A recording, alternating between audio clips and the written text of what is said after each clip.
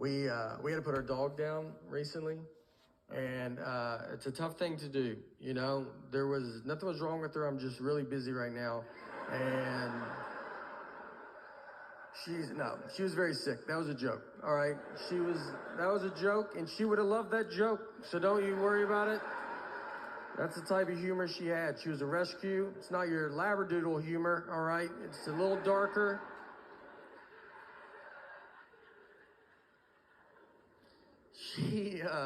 She was a wonderful dog. We loved her, and her name was Annie. And the reason we got her was my sister worked at a vet, and people do put dogs down for no reason. So if someone brought a dog in that was fine, they just didn't want it. My sister couldn't do it, so she would walk the dog back and then just steal the dog. I don't know the laws on all of that, but I'm sure now people are finding out that their dog's still alive right now. So we got Annie. Annie was getting put down. She was a hunting dog, and she was terrible at it. And she was bred to be a hunting dog, and she was just like a misfit toy that just didn't do it. She got shot once, and that's because the guy, he would be like doing target practice, and then she'd just walk in front of the targets, and he would like hit her, and he's like, "What are you doing?" And she's like, "What are you doing?" She had no awareness about her, like the senses that dogs have. We had turkeys in our backyard once, and I let her out to go chase these turkeys. You know, retired hunting dog, figured that's fun. And we have a very normal backyard. It's not Yellowstone Park. You can see all of it at all times. I push her out, and she just pees and then comes back in the house. Never sees the turkeys. And I'm just looking at her like, you didn't feel anything? Like nothing was going, I sensed it as a human on the couch. I felt there was turkeys outside. You want to take just one lap around, see if... The guy used her a lot for duck hunting. So he would shoot a duck. She's supposed to run and go get it and then bring it back. So what I like to picture is he shoots the duck. She runs out, comes back, no duck. And she's like, I don't even know what we're doing. All right, I did not. A million things flew in the air when you shot that gun. And I'm supposed to know which one you hit. And the guy's just looking at her. And then she's like, you're not even the guy that I came out here with. Do you see? Is there another guy out here by any chance? Our daughter would put birthday cone hats on her. And one time one slipped over her eye. And it was like that for 6 hours.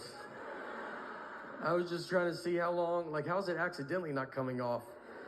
And she was just going about her day, just eating, drinking, I can't see all that eye no more, all right? That's the cards I was dealt, and that's okay.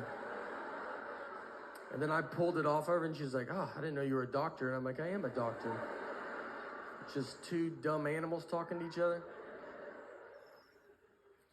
So she had skin cancer, and she would get all these spots on her. So we kept getting them removed. But it was really starting to take a toll on her, and she was older. So we knew the day was close. And our daughter, she's 6 now, but she was 5 at the time. This was her first pet. She was best friends with this dog. And it was the first thing that was going to die in her lifetime. So it's a lot of stuff to have to explain to a kid, you know? And so I was talking to my wife about, how are we going to tell her? And at first I was like, let's just act like we didn't have a dog. 5-year-olds are smart, but if we stick together on this... And she comes home from school and is like, where's the dog? And we're like, what dog? I've never seen a dog. Don't you think I would know if there was a dog? But I read an article about the long-term damage of that. It's pretty good. So I was just honest with her. And I set her down. I said, look, Annie's very sick and she's older and she's going to die soon. This happens. So just love her as much as you can right now. And she took it as good as a 5-year-old can take it. So the next day, I kind of told her again, you got to tell kids over and over again. I kind of kept telling her, I didn't want this to be a surprise. And then Annie surprised us by living 6 months longer. I mean, we were way off on when we thought she was going to die.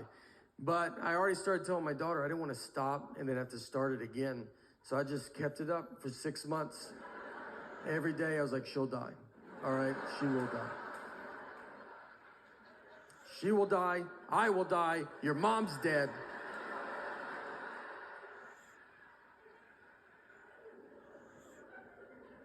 So we get finally the day was here, and our daughter was at school.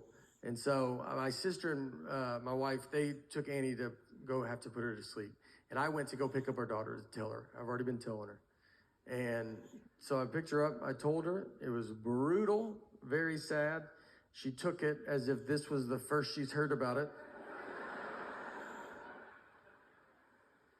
We get home, and my wife was like, how was it? Which is already a dumb, like, it was great. You know, I loved it. Can't wait for the next thing to die. Nice to say I told you so, you know. I told my wife it was terrible, you know. And then my wife goes, you didn't tell her that I did it, did you? And I was like, no, why would I say that? Like, I didn't even think about it, you know. And I looked at her like, is that what you would have said, though? Would you have told her that I did it? You know how your dad's been talking with the dog dying? Well, he's finally had enough.